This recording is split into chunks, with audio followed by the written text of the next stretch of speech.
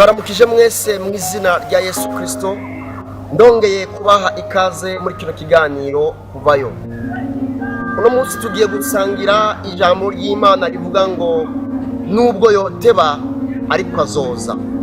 Tugiye gusoma ijambo y'Imana yanditse mu gitabo cya Yohana, ubutumwa bwiza nk'uko bwanditswe na Yohana, igice cya 11. Turasoma ku murongo wa 1 hama turaza turasimba. Turasoma mu izina rya Yesu Kristo. Hariho uwaragwaye ni Lazaro w'i Betaniya. Ni wa musozi Mariya na mwene nyina Marita babako. Umurongo 3. Bashikiriwe batuma kuri Yesu bati, mugenzi, wa wundi ukunda aragwaye. Umurongo 6. Nuko yumvise ko agwaye, asibira aho hantu yarari iminsi 2. Ku murongo wa 17. Nuko Yesu ashise asanga amaze iminsi 4 mu mva. Amen. Mwami Yesu turagushimiye ku bw'ano majambo. Reka nasame nawe wivugire, maze ano majambo ashikane benshi kugororoka. Amen. Njuti mukundwa, n'aya majambo tugomba gusangira n'iri jambo rivuga ngo nubwo yoteba ariko azoza. Iyi nkuru dusome ngaho ni inkuru ya Lazaro, Mariya na Marita hamwe na Yesu. Jambo ry'Imana rivuga ngo Mariya na Marita bari bashiki ba Lazaro. Abo bose uko bari batatu bari abavandimwe ba Yesu Kristo. Ngo nuko Lazaro aragwara araremba. Akigwaye beshikiwe batuma intumwa kuja kubwira Yesu iyo ariko aravuga ubutumwa bwiza. Baramubwira ati, mugenzi, erega wa muvandimwe wawe aragwaye.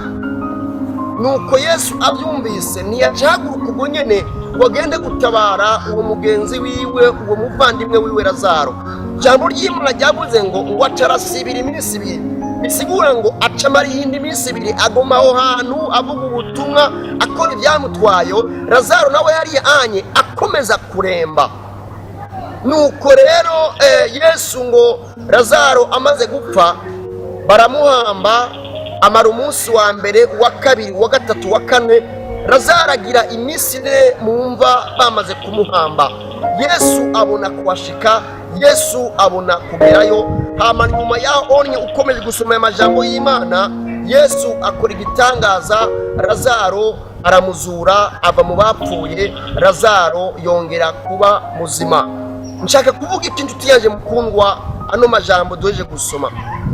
Nagomba nkubwire ngo urashobora kuba mu bibazo, ugahamagara Yesu, ugasenga umwami Yesu, ugahamagara Imana, ariko Yesu agaceceka. Urashobora kuba uri mu ngorane ugatabaza umwami Imana, ugatabaza Yesu Kristo, ariko agaceceka, akihorera ukamengo nakumva. Wisonzesha ibintu ntibigende neza, wahamagara Imana bikanka, wafata amafungo ntihagire ibigenda, ahubwo bisurirana bikaguma bisurirana. Agasuzuguro yo makuba, agasuzuguro, abantu bakagutuka bakakwirukana mu nzu bamwo, bikanka, akazi bakagukurayo, ibi ugasenga ariko bikanka. Yesu agaceceka, Yesu akigira utabizi kandi abizi. Reka nkubwire inshuti yaje mukundwa, ijambo ryavuze ngo Yesu yagiye kuza kwa Lazaro. Lazaro amaze iminsi 4 baramuhambye mu mva. Bisigura ngo yari yamaze kunuka, yari yamaze kunuka. Umva nakubwire, nawe iby'iwawe bishobora kuba byamaze kunuka. Ibibazo byawe bishobora kuba byamaze kukunukira. Ibibazo byawe bishobora kuba byamaze kuyangara, byanse, byamaze kurengerana. Ariko nagomba nakubwire ngo nubwo Yesu yatinze kuza gutabara, ariko azoza, ntucike intege. Nubwo Yesu yatinze kuza kukugwanirira muri izo ngorane urimo, ariko azoza uko biri kose. Nubwo yotinda, nubwo yoteba, ariko azoza. Usoma amajambo y'Imana ngaha anye, baravuga ngo Yesu bagiye kumba ya Lazaro, ngo arababwira ngo kure ico kibuye. Bakuye ico kibiyo, bumva baraharanuka. Abantu bose bafata ku mazuru ngo biranutse, ariko Yesu arababwira ngo ntaco bibuze kunuka kwiwe.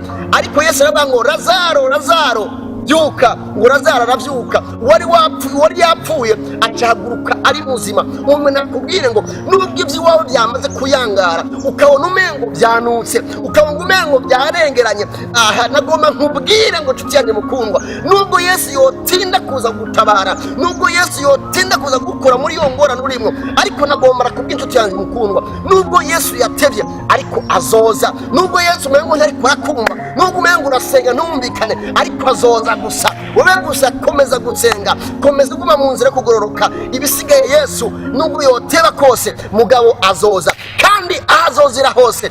Ibyaboze azobigira bizima, ibyayangaye bizoba bizima, ibyanse bizokunda. Amahoro y'Imana abane nawe, amen.